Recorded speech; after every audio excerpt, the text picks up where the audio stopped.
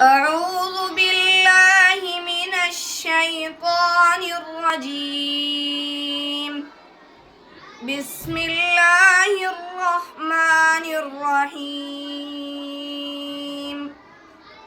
يا أيها النبي جاهد الكفار والمنافقين واغلظ عليهم ومأواهم جهنم وبئس المصير.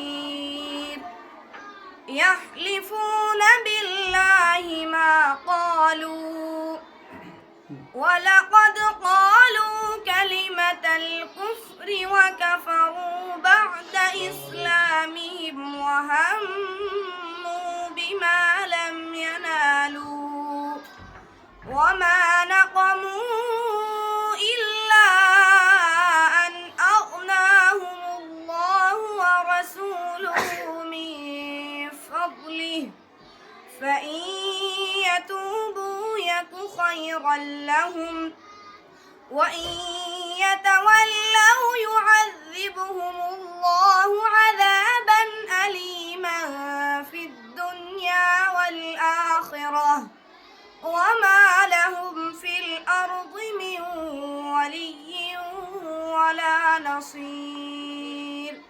صدق الله العظيم.